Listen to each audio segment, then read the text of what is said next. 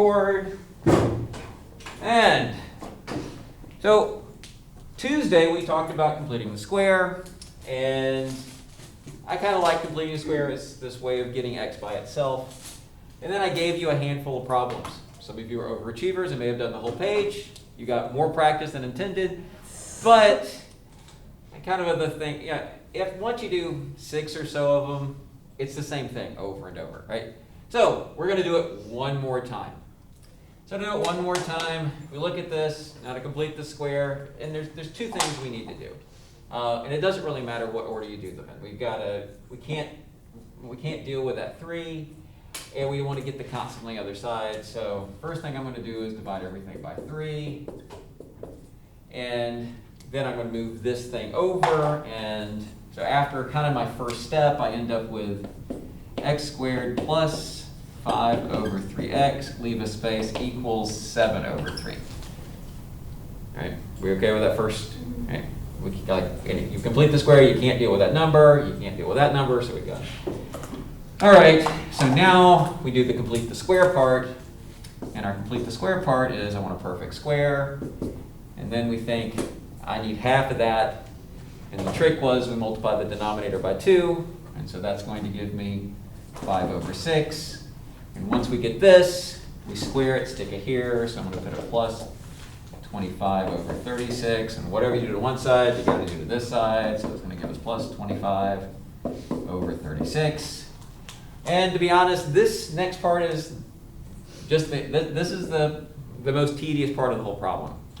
You got to get a common denominator. Well, fine. You get a 36. I got to multiply top and bottom by 12. And I'll just do some scratch work somewhere else. So it's going to give me 84 over 36 plus 25 over 36. And that's going to give me 109 over 36. And now, although we got fractions, we still do this the same way we did the other problems. We're going to take the square root of both sides. And so I end up with x plus 5 over 6 equals plus or minus. And when you take the square root of a fraction, it's the square root of the top and square root of the bottom. Square root of the bottom is easy, that's just 6. Square root of the top, nothing we can do with that. So we just end up with the square root of 109. Now to finish the problem, I got to get x by itself. So I'll subtract that 5 over 6 from both sides. And I end up with x equals negative 5 over 6 plus or minus the square root of 109 over 6. And some books like the answer this way. Some books, because you've already got a common denominator, combine them so it's negative 5 plus or minus the square root of 109 all over 6. And there's your answer.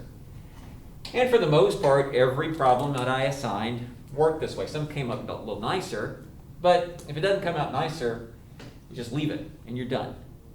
Now, the reason I only assigned a few problems is I know they get repetitive. It's not like anything changes. You do the same thing over and over and over. So, since we do the same thing over and over and over, let's see if we can make a shortcut. Because if you're doing the same thing over and over, let's see if we can make it all one big step. And how we do that is we're going to start with a generic problem. And our generic problem is going to be, and everybody write this down. We're going to write down, it's going to be ax squared plus bx plus c is equal to 0. We're going to solve this by completing the square, where a, b, and c are numbers. Right? So at the end, we're going to have this basically this one little formula that does all this in one big step. Because that's what you can do, right? So, let's start. What do we do first? Divide by 8. Get rid of that, right? Because we can't deal with a number in front, just like we couldn't deal with that 3. So we're going to divide everything by a. All right, fine. So I divide everything by a. And then, can I go ahead and move this over? Just like I did the 7/3. It's just one big step. So when I move all that over, we're going to get x squared plus b over a x equals negative c over a, right? Same thing, right? And it's the same thing with numbers, right? I have done nothing different. Yeah, I know we don't like fractions and letters, but we'll live. Okay. So next up, we've got to complete the square, just like we did over here. So let's see, I know there's an x, I know there's a plus. Kind of tricky is what goes here. So any suggestions? Well, it's like 1/2 times b over a. Or, basically what I did here is I multiplied the denominator by 2. So if I multiply the denominator by 2, that's going to give me b over 2a. Right? Why did you multiply the numerator? because in the other one it just stays the same. Remember, I was at 5 over 3 and then I get 5 over 6? Because when you take half of this, it's multiplied by 1/2. And so you end up multiplying the denominator by 2. You said it's always plus after, or is it always a plus after x, or how'd you know it was plus? Just Because this is a plus. Okay. If this so had been a it was minus, this would have been a minus. All right, thank you. All right. And so now that we have this, right, we square it and stick it here, right? Because that's what we do. That's what we did here. We squared the 5, 6. When you square a fraction, you square the top. So it's going to give me b squared. When you square the bottom, that's going to give me 4a squared. And whatever we do to one side, if we add this to one side, we have to add this to the other side. So I'll put plus b squared over 4a squared. Again, not as pretty as what's over here because we're dealing with letters, but we're doing the exact same thing, right? I mean, nothing's really changing. And, okay, I'm going to do this part because I know it's a little ugly, so I'll just go ahead. I'll get the common denominator. To get a 4a squared, I'm going to have to multiply both top and bottom by a 4a. And when that cleans up, let's see, I get a minus 4ac over 4a squared plus b squared over 4a squared. That's it. And since these are both the same, the denominator is the same, I can write this as minus 4ac plus b squared all over 4a squared, right? Okay. Now, oh wait, I need to do something. Normally when you don't like having a negative in front, so instead of writing that as minus 4ac plus b squared, I want to change the order. So I get the negative, right? I don't like having a negative in front. Are we okay if I can change the order and it's still the same thing, but it looks a little nicer? Yeah. Okay. So I'm going to change that to b squared minus 4ac. Okay. All right. So now what do we do? Use square root. Take the square root of both sides, right? Yeah. Because that's what we did, right? We're doing the same thing, just with letters. All right, so I take the square root of both sides. That's going to give me x plus b over 2a equals plus or minus. When you take the square of a fraction, you take the square root of the top and the square root of the bottom. I'll go ahead and tell you, we can take the square root of the bottom. It ends up being 2a. And the top we can't do anything with, so I'm just going to have to leave that as the square root of b squared minus 4ac. Oh, so now we have a formula. Oh, Well, I don't know. What? isn't that the quadratic formula? I don't know. I'm just solving. I'm just doing what I did over here, right? I don't know what I'm doing. I'm just going here. Now to get x by itself, Negative. I'm going to subtract.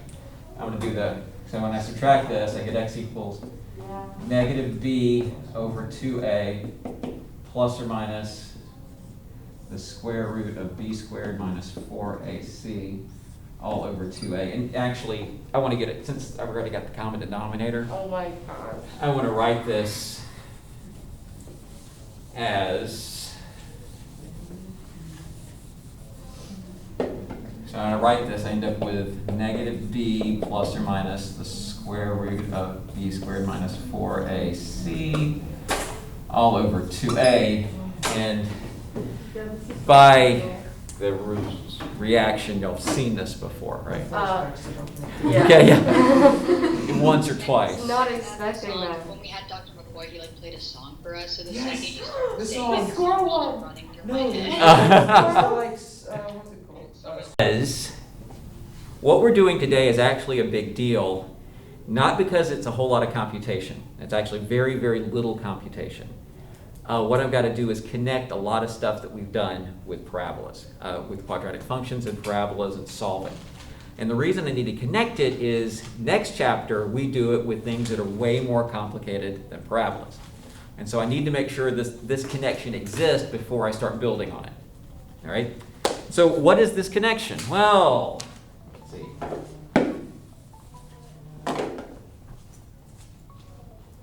Okay. So what is this connection? So my connection is going to be, I want to start with, let's say I start with this parabola, y equals x squared minus, x minus 1 squared minus 9. So I'm going to talk, I need to talk about this particular parabola. And the reason I put it in this form is I want to graph it, right? Because it's real easy to graph in this form. Like, so to graph this, I'm just going to go over here.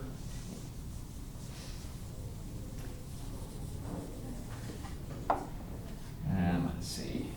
So we go, our vertex, so let's go over 1 and down 9. And parabola's opening up, so it does this. I'm just doing a rough sketch. I don't need the exact paper. I just would like graph paper. What I need is, okay. So what I just need a picture, right? Now, another version of this parabola looks like x squared minus 2x minus 8. I'm skipping some steps here, right? If you can simplify this and make it look like yours. And, last week, I could give you the problem and I could say, solve this, right? Here's a quadratic equation and ask you to solve it. And when you solve it, okay, that's going to be x minus 4. X plus 2 is equal to 0, and you get x is equal to 4 and negative 2, right? Now, I want to talk about the relationship between solving this and this graph. See, when you solve this, what you've effectively found are your x-intercepts. So, like when you set this equal to 0, you just found that this crossed at 4 and negative 2. Right? So, if we've got a parabola and we see the parabola and the parabola crosses, when you set this equal to 0, okay, we get 4 and negative 2. That's telling us that our graph crosses at 4 and negative 2. So far, so good? So we've got a solution. It's like we've got a solution, and our two solutions are 4 and negative 2 if we have a picture. All right. So what about this parabola? What if I give you the parabola y is equal to x minus 1 squared plus 2? Right? I'm going to draw a picture because I like drawing pictures. So this says go over 1, up 2, parabola turning up. Are we okay that that's the graph of that parabola? Okay. So if I do the other version of this, like if you multiplied everything out, the other version of this is, I forget the right here, is x squared minus 2x plus 3. Let's see how well we understood what just happened here. How many answers does this equation have? Oh. Now wait a minute. Let's see. This is the thought process going. This is the thinking part here. So this parabola looks like this, and when we solved this equation, we found out 4 and negative 2, right? And so we say, that means our parabola crosses at 4 and negative 2, right? What does it mean when the parabola doesn't cross? No solution. You think no solution, right? Mm-hmm. Because you think it doesn't cross. Since it doesn't cross, you don't get answers. But you do in the problem. But we could solve this, couldn't we?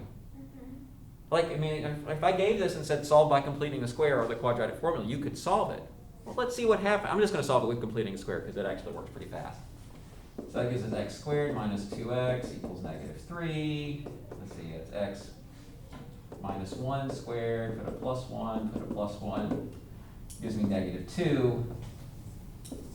And so if x minus 1 is equal to plus or minus, what's the square root of negative 2? What is that going to give me? I square root of 2, right?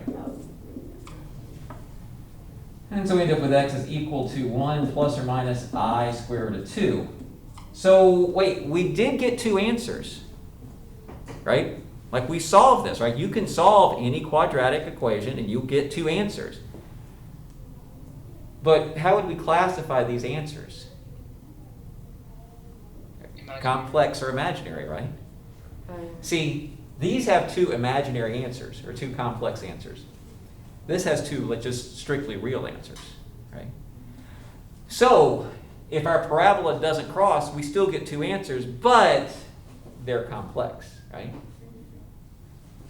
And if it crosses twice, then wherever it crosses is where we get our answers. Okay? All right.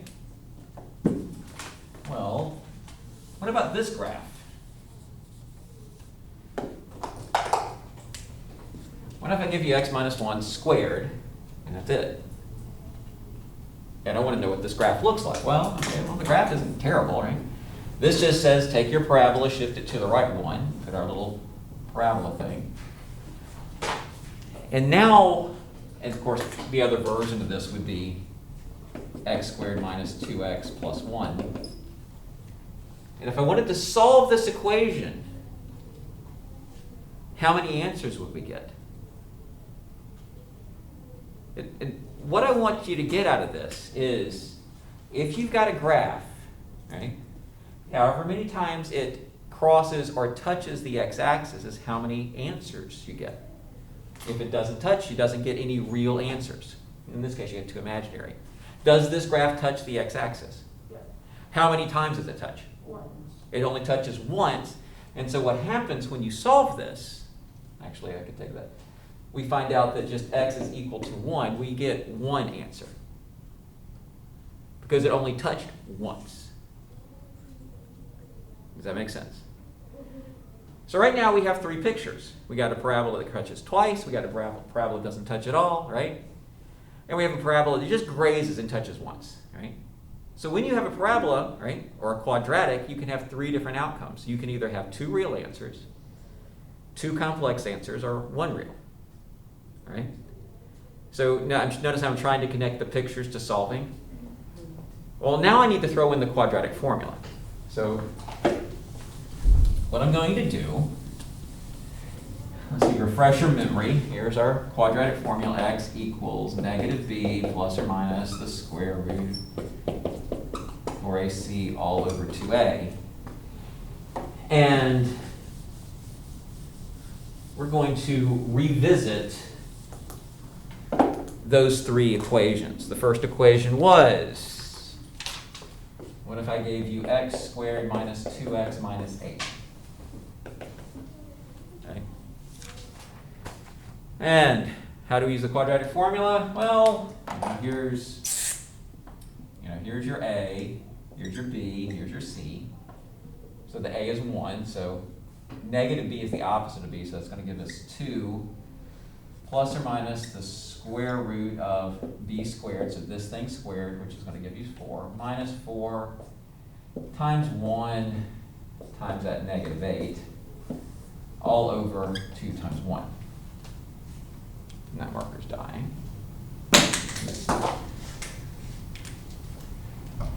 And when we clean this up, let's see, I get 2 plus or minus. The way I always kind of simplify this is I say that negative makes that a positive.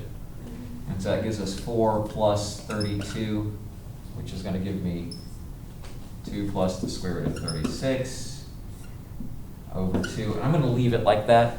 I'll come back to it later. I know you know the square root of 36 is 6. But I need to leave that there just for a moment. Right? So there's our first one. Right? The second one I gave us what was the second one I did? Was x squared minus 2x plus 3. And now I want to solve this. I'll do the same thing. So opposite negative b is going to give us 2 plus or minus the square root this squared, which is 4, minus 4 times 1 times 3 all over 2 times 1. And that's going to give me, let's see, that gives us 2 plus or minus the square root. That gives me 4 minus 12, which gives me a negative 8 all over 2.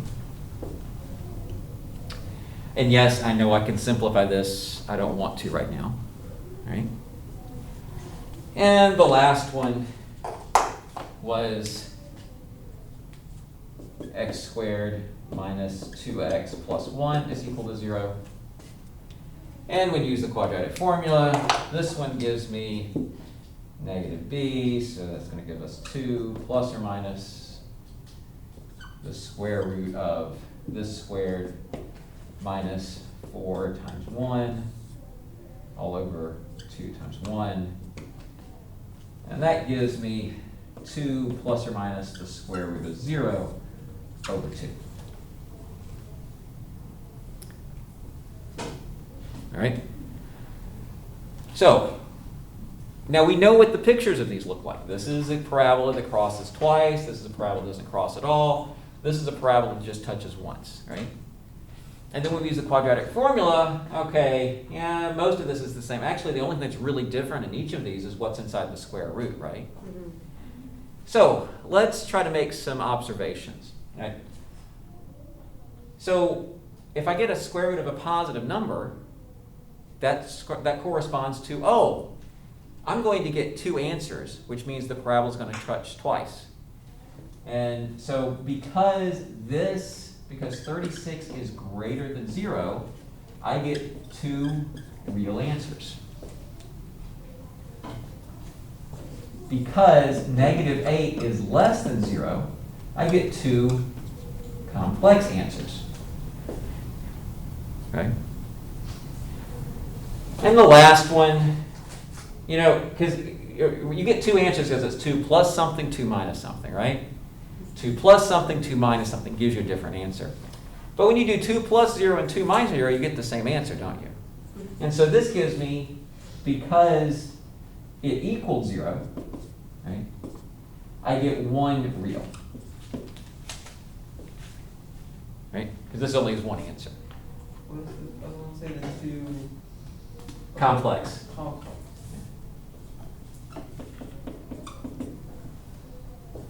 So, in using the quadratic formula, whatever's inside that square root has something to say about what kind of answers you get. Right? So if what's inside is positive, we get 2 real. If what's inside is negative, we get 2 complex. If what's inside is 0, we only get 1. Well, if we think about, so I don't know why we make a big deal about this, because to be honest, I don't think it is a big deal, but every textbook does, and I have to assess things. So when you see, they actually have a special name for the square root. The special name for what's inside the square root is called the discriminant. And what is the discriminant? It's b squared minus 4ac. Why do I think this is not really a big deal? Well, if I ask you to compute the discriminant, you've basically found the answers. I mean, you've done the hard work. Like in using the quadratic formula, I think the hardest part is figuring out the b squared minus 4ac. Everything else is just there, right? So if you've already found the discriminant, just find the 2 answers, right? Why stop at what's it? But textbooks make a big deal about it, so I have to, right? So I have to make sure you know how to find the discriminant. So let's do another example.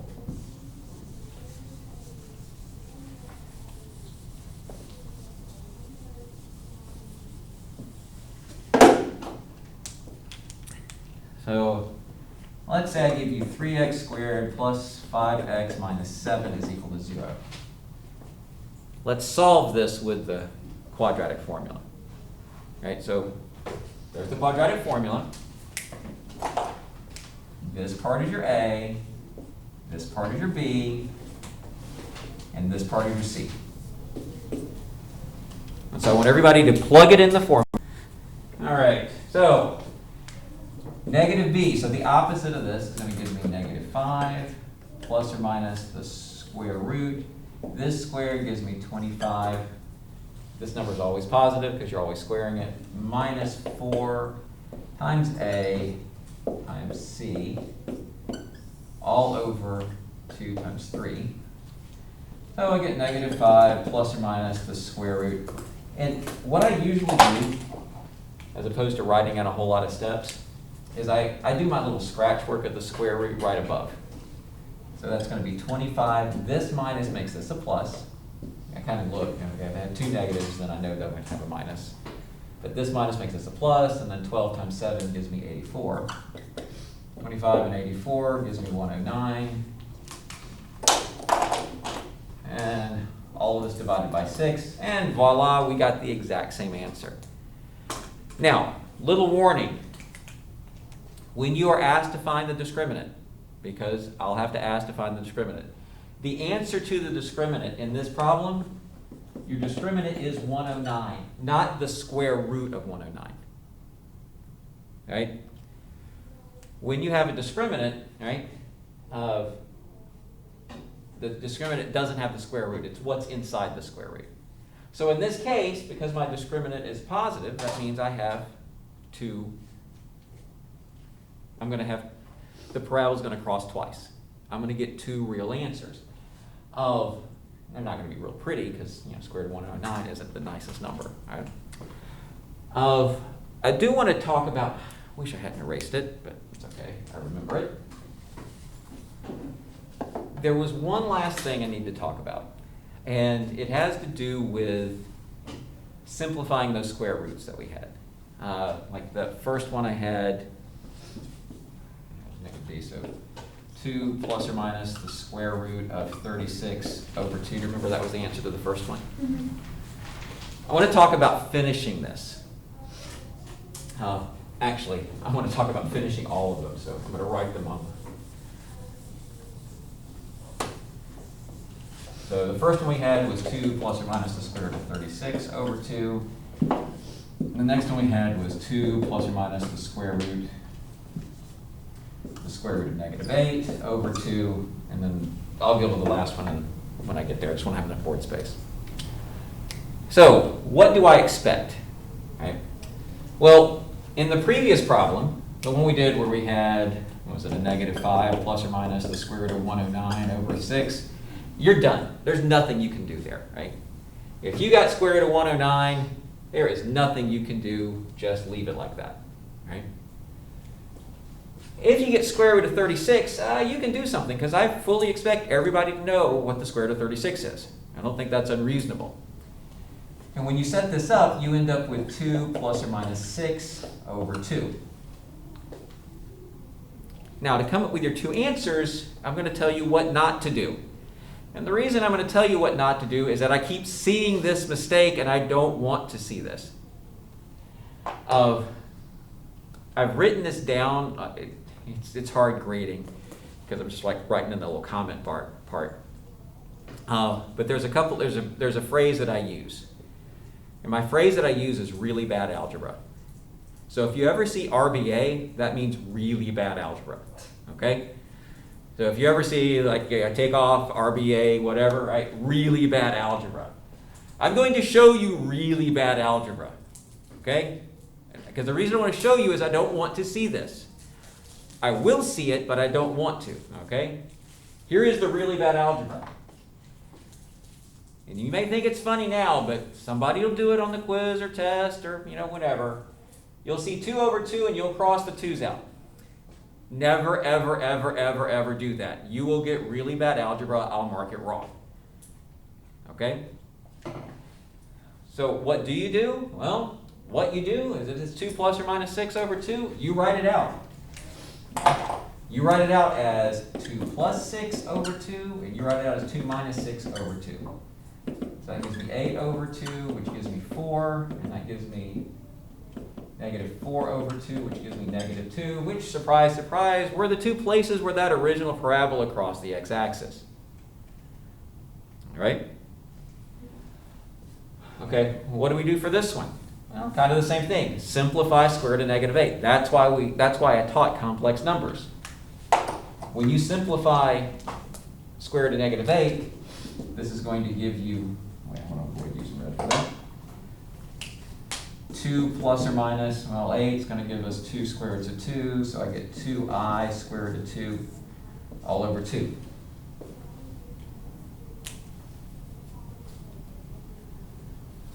Okay, what do? Well, I'll tell you what you can't do. Just cross those 2's out. That would be bad. But we can simplify this. You can cancel as long as what's on top is being multiplied. So 2 options. One option is there's a 2 in common, so you factor the 2 out. That's going to give you 1 plus I square root of 2 all over 2. Now you can cross those. So I get 1 plus I square root of 2, which was the answer we had when we completed the square. That's option 1. Option 2 is anytime you have a fraction with 2 terms on top and 1 term on the bottom, you can break it apart. So you could break this apart as 2 over 2 plus or minus 2I square root of 2 over 2. And now when you cancel this, you get 1. When you cancel this, you get I square root of 2. Question? Okay. All right. So, let me hit